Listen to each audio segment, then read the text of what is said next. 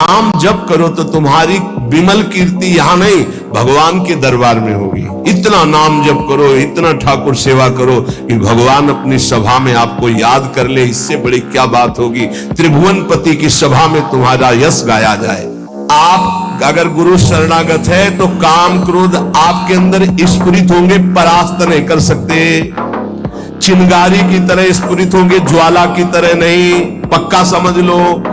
दो बातें हैं यदि तुम काम क्रोध से परास्त हो जाते हो। पहला, आप गुरु आज्ञा का उल्लंघन करके कोई गंदी बात देख रहे हो, कोई गंदी बात कर रहे हो, कोई गंदी बात करने वाले लोगों का संग कर रहे हो। अगर ये नहीं तो फिर तुम काम विजयी होने का अहंकार कर रहे हो। जहां कामादि दूषावें मजीरा उठाओ, राधा राधा राधा एक मत सुनो मन की, देख लो भी साफ हो जाएगा गंदगी जो आई थी। जब तुम्हें काम सतावे चतुरासी जी का गायन शुरू कर देना। गायन और अगर ना चला जाए तो हमसे बताना, निज अनुभव की बातें हैं। काम क्रोध की झोंक आई तो कह रहे यार इस सह जाओ, भारी विक्षेप है, थोड़ी देर के लिए है, विचलित मत होना। विचलित वही होगा जो काम की खुराक रखे हुए है। खुराक क्या है? मोबाइल खोला, गंदी बात देख ली, या कोई अपने हाथ से गंदी क्रिया कर ली, या गंदे जनों का संग कर लिया। इससे क्या होगा? आप झोंक नहीं सह पाएंगे विकार की।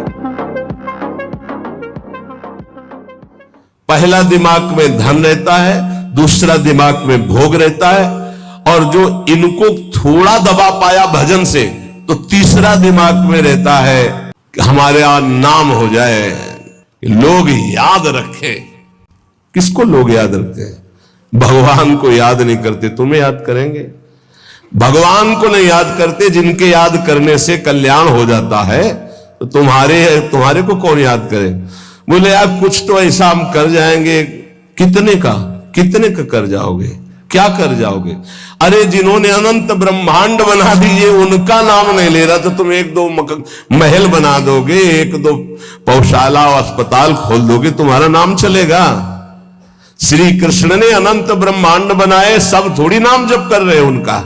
तुम्हारा कौन नाम जप करेगा कि भाई बहुत। इन तीन में सोना बंद कर दो, ललित किशोरी जी कह रहे। ये जो धन की लालसा, अरे बोले तुम तो बाबा जी हो, तुम्हारा चल जाएगा, हमारा गृहस्थी में बहुत जरूरतें हैं, धर्म पूर्वक कर्तव्य कर्म करो, उससे जो मिल रहा है संतोष धारण करते हुए अपनी स्थिति के अनुसार ब्याह बरादी जितने कार्य है सबका होता है सृष्टि में।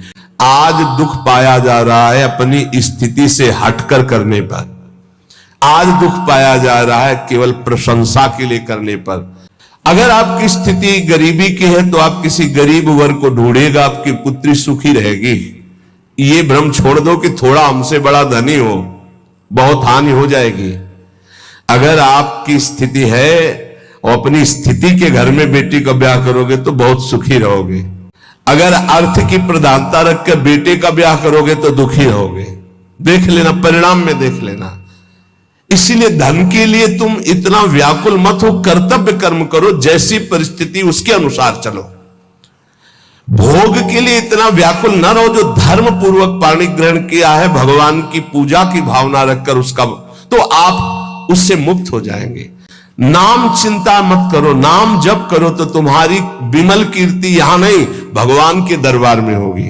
भक्तों के यहां भगवान की जैसे चर्चा होती, ऐसे भगवान के दरबार में महाभागवतों की चर्चा। इतना नाम जप करो, इतना ठाकुर सेवा करो कि भगवान अपनी सभा में आपको याद कर ले। इससे बड़ी क्या बात होगी।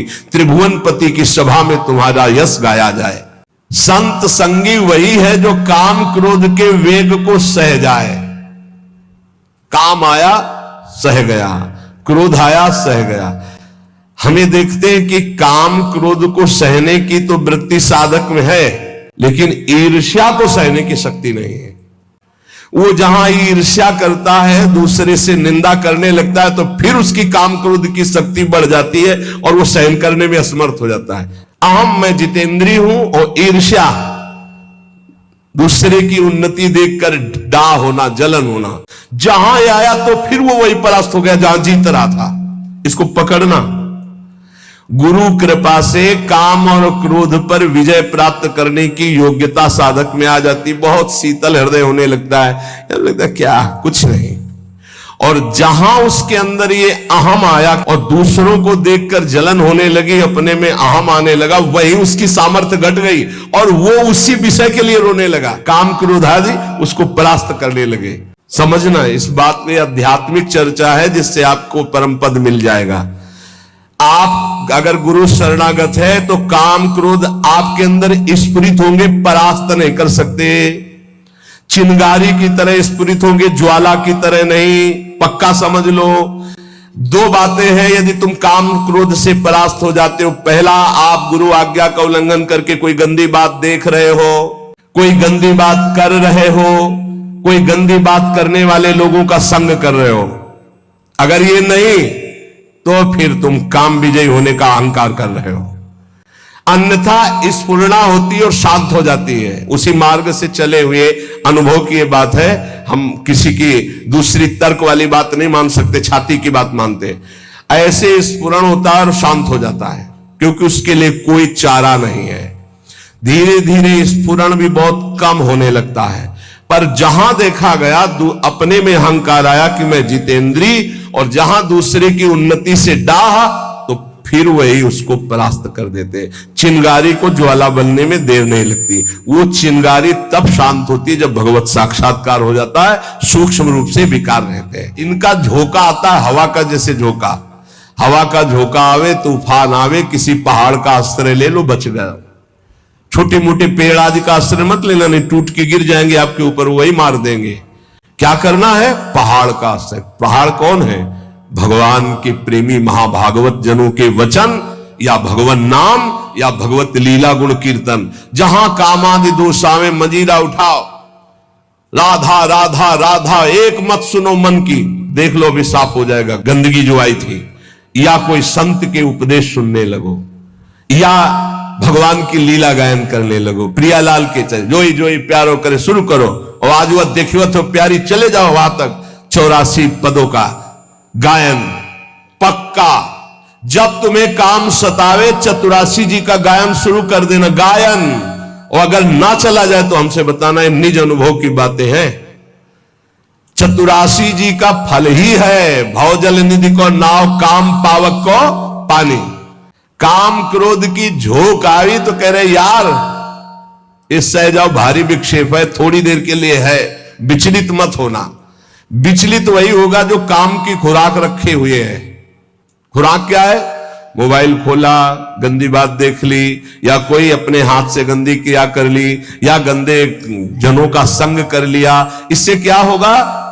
आप झोंक नहीं सह पाएंगे विकार की। प्रभु के दर्शन में यही बाधा है, नहीं तो खुले टहल रहे हैं। वृंदावन है, यहां खुले प्रभु टहल रहे हैं, बस दृष्टि चाहिए। यार का तात्पर्य बहुत प्रेम भरा शब्द है। मित्र एक बार सह जाए इसकी झोंक को, आगे निकल जाएगा। अगर परमार्थ का लाभ लेना है तो साधक दो पर अधिकार करे, नींद और भोजन। फिर बार बार कहते हैं अभ्यास अभ्यास। नींद और भोजन, ये दो, निद्रा और आहार, फिर तीसरे पर विजय जो मैथुन, फिर चौथा जो भय, ये चार ऐसे दोष है पूरी सृष्टि को अपने अधीन किए हैं। सब इसी में फंसे हुए हैं। ऐसा साधक इन चारों पर विजय प्राप्त करनी। निद्रा तब जब आहार पर आप संयम करेंगे। इसको बढ़ाते चले जाओ, एक एक कवल बढ़ता चला जाएगा। इसको घटाते चले जाओ, घटता चला। 400 ग्राम में पूरे 24 घंटे शरीर का सम्यक मेहनत करते हुए पोषण हो जाएगा 400 ग्राम में। पर इतना भी संयम न करो कि सीढ़ी चढ़ने उतरने लायक न रहो। उचित आहार लो जितना आपको नींद ना सतावे। राधा राधा राधा, सब सिद्धियां सब लाभ आपको प्राप्त है। जो नाम जापक अपने कर्तव्य को भगवान में समर्पित करता है, वो कैसा सिद्ध महापुरुष हो जाता है। जगत गुरु भगवान श्री कृष्णचंद्र जी गीता जी में महापुरुष की स्थिति का वर्णन करते हैं। किसी का भी आश्रय न हो। सिद्ध पुरुष कैसा होता है? निराश्रित होता है, एकमात्र अपने स्वरूप में स्थित, या भगवान में स्थित, सब अन्य आश्रय रहते। और यहां एकमात्र भगवान ही का आश्रय नहीं और सब आश्रय है। देख लो अंदर से।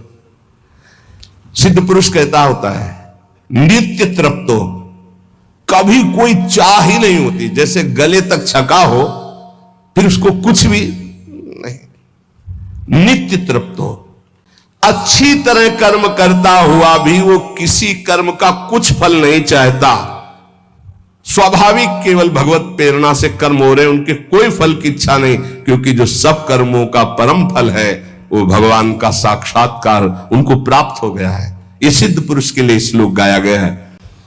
जो कर्म और कर्म फल की आसक्ति का त्याग करके सब आश्रयों से रहित सदा तृप्त रहता है, फिर भी वो अच्छी तरह शास्त्राज्ञा के अनुसार कर्म करता है, पर किसी भी कर्म फल की कोई आकांक्षा नहीं है, वो सिद्ध हुआ पुरुष कहा जाता है। लेकिन यहां उल्टा है। अगर हम कोई भी कर्म करेंगे तो पहले हमारा जो सोच होगी वो उसके फल पे होगी। ये सोच नहीं होगी कि हमारा धर्म है इसका पालन करना। कोई भी कर्म बिना फल की आकांक्षा के आप शुरू ही नहीं कर सकते। ये हम साधक के लिए कह रहे हैं। जो विषयी है वो नहीं सोचते, जो सिद्ध है वो नहीं सोचते। दोनों बात समझना। जो विषयी है वो नहीं सोचते कि इसका परिणाम क्या होगा, जेल मिलेगी कि दुर्गति होगी कि नरक जाएंगे कि शरीर नष्ट हो जाएगा, ये कुछ नहीं सोचते। जो सिद्ध है वो पूर्ण तृप्त है, इसलिए केवल शास्त्र सम्मत कर्म करते हैं। वो फल की आकांक्षा या फल की सोच ही नहीं रखते। जो बीच में है, ना पूरे विषयी है ना पूरे साधक है, वो पहले फल सोचते हैं। परिक्रमा का क्या फल होगा, सत्संग का क्या फल होगा, यह करेंगे तो इसका फल क्या होगा। फल पर दृष्टि रखने वाला अध्यात्म को धारण नहीं कर पाता है।